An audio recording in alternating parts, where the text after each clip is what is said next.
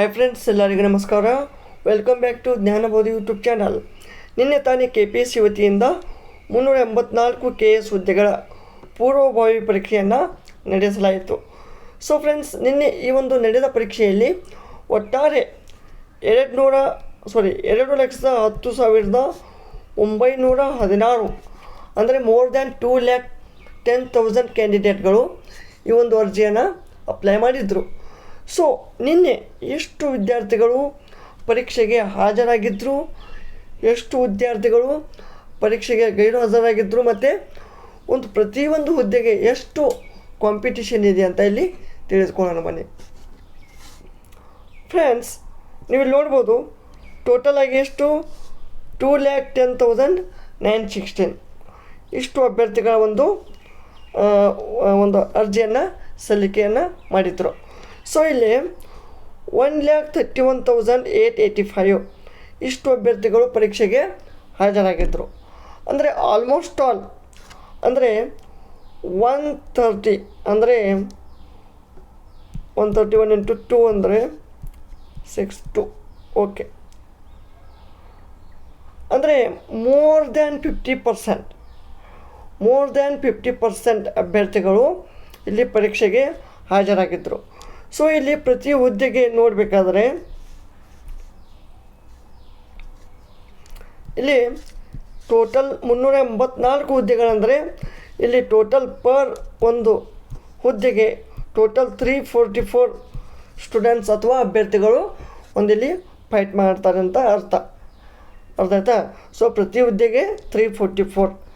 So ಇಲ್ಲಿ ಒಂದು prelims ಎಕ್ಸಾಮ್ನಲ್ಲಿ ಪಾಸಾದ ಅಭ್ಯರ್ಥಿಗಳು ಮೇನ್ಸ್ಗೆ ಹೋಗ್ತಾರೆ.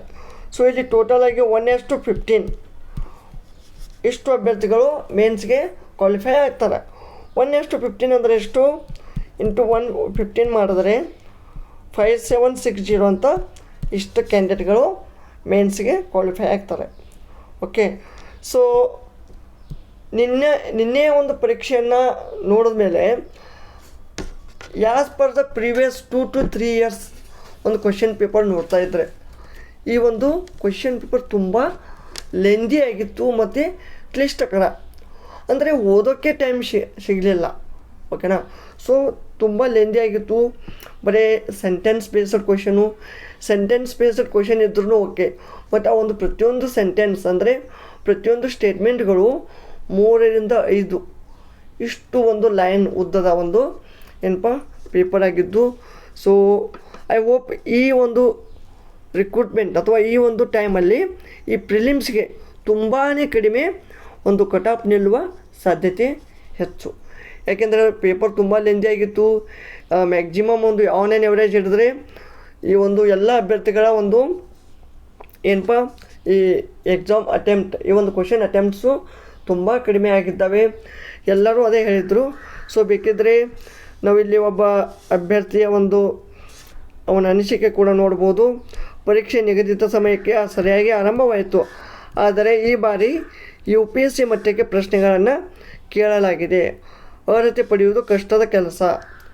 ಸೊ ಈ ಟೈಮ್ ಅಂದರೆ ಆ್ಯಸ್ ಪರ್ ಪ್ರೀವಿಯಸ್ ಇಯರ್ ಒಂದು ಕಂಪ್ಯಾರಿಸನ್ ಮಾಡಿದರೆ ದಿಸ್ ಟೈಮ್ ಕಟ್ ಆಫ್ ತುಂಬಾ ಕಡಿಮೆ ನಿಲ್ಲುತ್ತೆ. ಪೇಪರ್ 1 ಆಗಲಿ ಪೇಪರ್ 2 ಆಗಲಿ. ಪೇಪರ್ 1 ಅಂತೂ ಮತ್ತೆ ತುಂಬ ಡಿಫಿಕಲ್ಟ್ ಆಗಿತ್ತು. ಓಕೆನಾ.